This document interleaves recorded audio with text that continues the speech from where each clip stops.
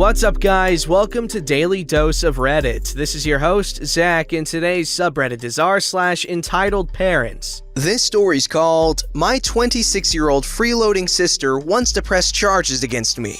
This is more of an entitled sister story or something along those lines. I just needed a place to share this. It happened a couple of hours ago and I didn't know where to put it. Backstory. My 25 or 26-year-old sister stopped paying rent at her apartment and started to freeload at our place and caused many problems when she started to live with us, such as eating all the food in the house and never buying anything back even though she works. Now she has a 1-year-old son who I love dearly. My sister, who lost $100, was looking around for a bit but couldn't find it. When my mom came home, she asked about the situation. My sister said that someone stole her money and if she wasn't given compensation, she would start to steal money from everyone in the house. My mom said she'll look for the money but couldn't find it. So, come today, my sister came near my bedroom to use a sink that's close to my bedroom. This is how the conversation went. Here's the cast. My sister, or crappy sister, was on the phone, but I couldn't hear them. I want my money or else I have to beat all the frickers in this house.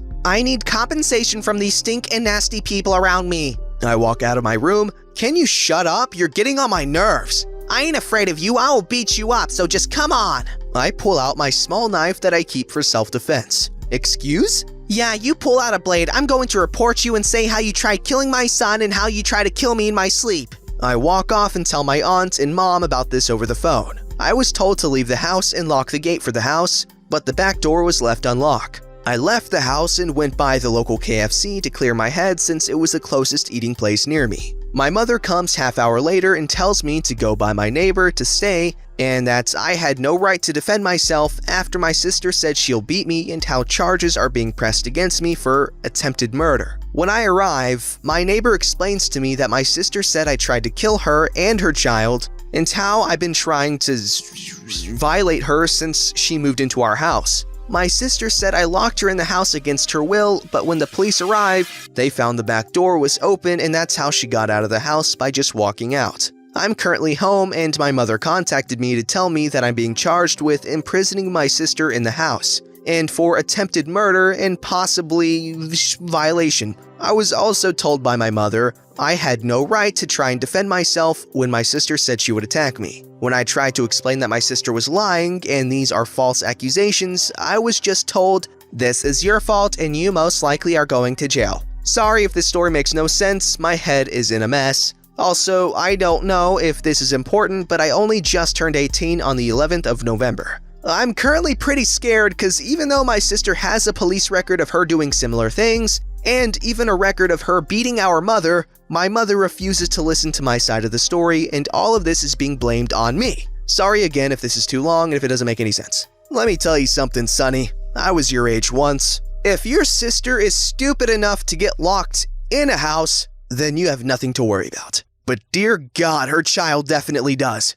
This story is called The Long Walk. This happened a long time ago to me, but it still makes me chuckle. Here's our cast iron skillet. There's me, Wife? entitled mother, Child? kids, my two, at the time, young ones. You know how it is with young kids. They see a Thomas the Tank ride or whatever outside the supermarket entrance and plead for a go on it. My wife volunteered to give the kids a go on the ride whilst I take the trolley back to the car and unload the shopping. Busy loading up the car, I hear a voice behind me. It's entitled Mother and Child. This parking space is for families with small children, not for you. I've had to park over there. Somewhere about a 10-second walk away, You should be ashamed. my kids are over there with my wife on the ride. Of course they are. Sarcasm mode cranked up to 11. Entitled Mother and Child then disappeared into the shop. Me? Absolutely fuming. It takes a lot to wind me up. I finish loading up and walk up to my wife.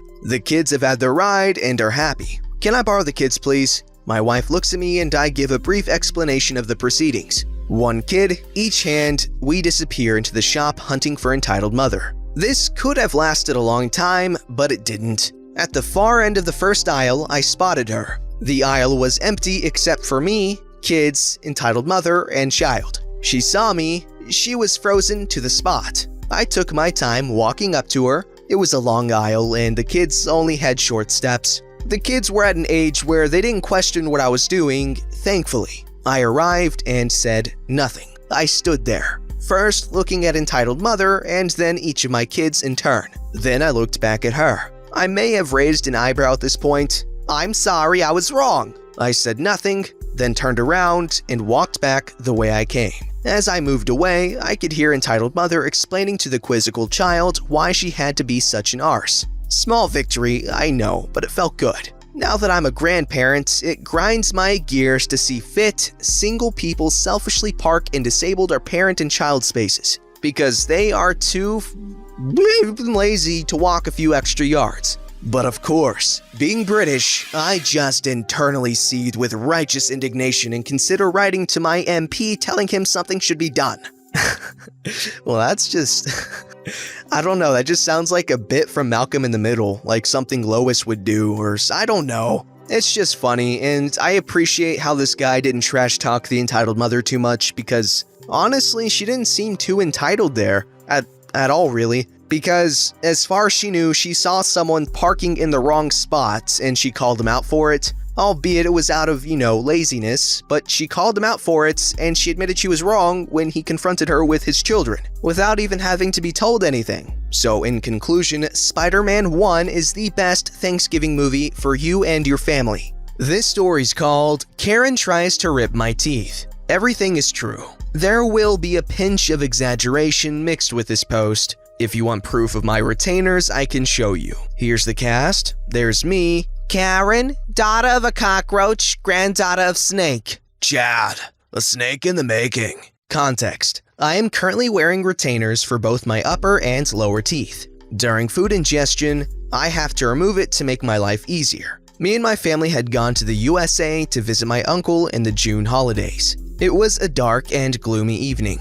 The clouds looked ominous. I was power walking to the convenience store to buy some eggs and milk. The store stood out like a beacon in the dark. Cool, stale air greeted me as I opened the creaky metal door. It was barren, save for the cashier, Karen, and her red-shirted Chad. I quickly located the eggs and milk, but was seduced by this candy whose name shall not be uttered, lest they be cursed with the taste of night soil for eternity. The candy pulled me closer and closer, covering me in its delicious embrace. I took my chance and bought it along with the mundane milk and eggs. After purchasing the item, I took out the retainers from my mouth and put them in my box when I saw Mr. Chad looking at me ominously. I took out the candy and asked him if he wanted one. The boy surprisingly said no. Something felt amiss. My gut instinct said, and I quote, "Night soil is going to strike this electric air circulator." I cautiously put the delectable candy in my mouth and rolled it around to ensure every bit of the succulent taste is spread to every bit of my red tongue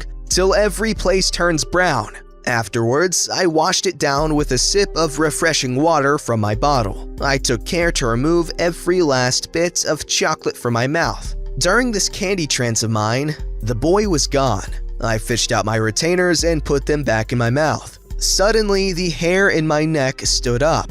I could feel the evil spirit standing behind me, waiting to drag me to the pits of hell. When I turned around, I saw nothing and gave a sigh of relief and turned back around. When I saw her, a creature of the dark was standing right in front of me. My heart jumped out of my stomach. I could feel the temperature drop a few degrees. The sight was too scary to be properly described. A demon-like creature who looked like the love child of a cockroach and an alligator was standing before me. My hair was pleading to me to save it from the despicable sights it had witnessed. Behind the monstrosity stood Mr. Chad himself, staring at my soul with such an intensity no mortal had lived to tell his tale. The creature finally opened its maw and uttered a sentence. "I am Karen, and this is my son Chad. He saw that you had a pair of vampire teeth with you that you refused to give to him." What? I have vampire teeth? I don't recall buying any. Is it perhaps this retainer? I opened my mouth and pointed at it. "Yes, that's the one. Can you give my son that fake teeth? He desperately wants to be a vampire for Halloween. He is such a good boy, and I am sure he would treasure it, wouldn't you, sweetie?" Yes, mommy dearest, I would treasure it forever. I, however, knew that they were just mere snakes in human skin. Lies were dripping out of their mouths like honey from a jar. Sorry, I can't give you that. It's not vampire teeth. It's meant to correct my teeth and was bought at a dental clinic. Anyway, isn't Halloween like 4 months away? Mommy, that mean he doesn't want to give me that teeth. He doesn't want to share. You know what, fine young man? How much was that teeth? $10? Here you go. She hands me a $10 bill. Stop right there. These teeth are worth $500. Okay? Anyway, I will not give you these teeth. How dare you? You will not leave this store until I get those teeth from you. A plan came to my brain. You know what? I'll give it to you only after we leave this store. It's too chilly here. Okay, but don't you dare run away. Chad here is the fastest runner in his class and will catch up with you if you try escaping. We leave the store and walk to a grass patch near the road. I forced myself to vomit by putting my finger in my mouth. I retched onto the grass. Luckily, the vomit didn't hit anyone. I then took the retainer out of my mouth. It was dripping with the contents of my stomach and the recently eaten candy. Ew, Mommy, I don't want that. It's disgusting. It smells. What the hell are you, sick in the head or what? Take that bloody disgusting thing away from me, you freak. But these are the teeth you wanted. See how beautifully it sparkles and how wonderful the smell oozing from it is? I was disgusted, but I had to stay strong. By repeating, night soil will be more torturous than this. No, I don't want that. Don't you dare come near me anymore. You can keep your teeth, you sick creep. Come, Chad, let's go home and get away from creeps like that piece of dookie. Karen and Chad left the scene. The police were not called. I washed the retainer with water before putting it in the box. No one came after me either. I walked back to my uncle's house quickly, and he gives us the definition of night soil, which is human excrement collected at night from buckets, cesspools, and privies. This story's called Entitled Mom Doesn't Take No for an Answer. No ma'am, your kid can't use my tablet. Wow, I did not think I'd ever be posting here, but here we are. Characters: Entitled mother, entitled kid, the beautiful little angel, and me, yours truly. So the deadline for my art project is approaching and I'm spending more and more time at a cafe drawing on my tablet. People leave me be for the most part. Some curious and ask questions, but none bother me too much until today. In comes entitled mother with her little gremlin. The entitled kid immediately starts screaming and running around. Well, she's just a kid, so I can understand that. Entitled mother, of course, does nothing to calm her daughter. The kid eventually spots me drawing and runs up to watch. She stands there for a solid 2 minutes while the mom is ordering. Her staring does make me uncomfortable, but hey, she's just a kid. So I smile at her and keep drawing. Entitled mother comes up to us and starts talking to entitled kid in this baby talk like, "Look, what is this lady doing? Is she drawing?"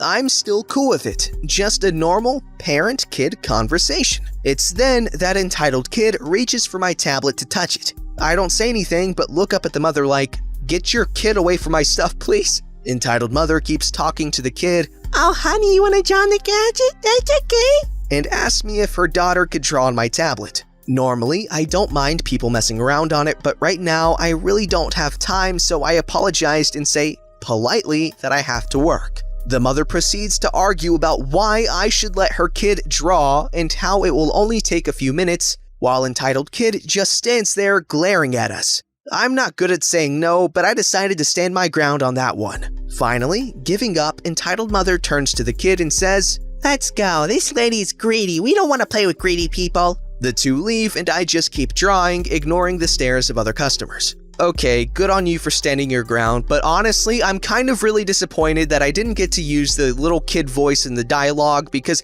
I just made the little kid character voice and I haven't been able to use it very much because it's only in the cast list and they don't put the kid character in the story for some reason. So I'm stuck feeling like an idiot because I made this voice and I'm like, hey, that's pretty good. It's a pretty good little kid voice, you know? But then they don't include him in the story and it's just upsetting. I'm sorry.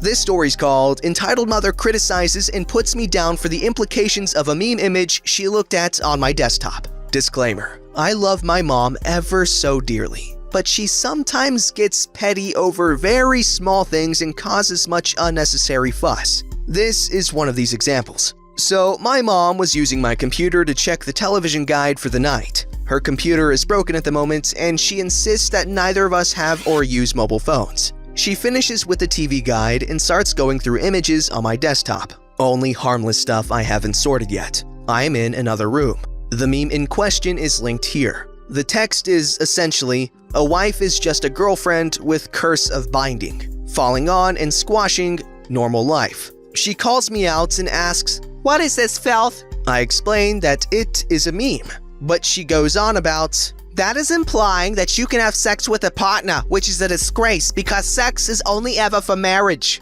I say that I hadn't thought of the fact that it implied that I just found the meme funny at the time and saved it. She continues to go on about, And the girl, she has her mouth taped. Do you know what that is suggesting? That the girl has no consent and girls in general should be silenced. This is as bad as violations. You having this on your computer is so disgraceful. Imagine if your friends or relatives saw this. This is so outrageously wrong and unethical. You should never have been looking at any websites that display any filth like that. Blah, blah, blah, blah, blah. So, long story short, I deleted the meme, but then recovered it, and I'm just a little bit peaked off at how entitled she can be. But hey, great story for you guys. Hey man, I'm sorry. I get the whole no privacy thing, but hey, eventually you'll be on your own. Then you can have whatever memes you want on your computer. This story's called Epic Steals Car. I'm 18 years old and still living with my parents. I pay rent and work full-time, but they still constantly go through my room and monitor my comings and goings. I recently found a tracker in my car and took it out, which is what started this whole event. My mom blew up the night I came home from work after having removed the tracker. Apparently, it is for my own safety and only there for emergencies. How did you know it was gone so quick though? The next day, I went to start my car and it didn't even make a noise. Spark plugs and a bunch of other parts were removed from the engine of the car I 100% paid for until I put the tracker back. Can't get to work in time, now currently writing this from the bus. Wow, how in tune with the previous story. Okay, that's horrible. Is it illegal what they're doing? He's 1, an adult. He's 2, independent, because he's paying rent, so they can't claim him as a dependent. And also, that was his property that they essentially destroyed, temporarily. Don't forget to like, subscribe, and hit that bell to never miss an episode.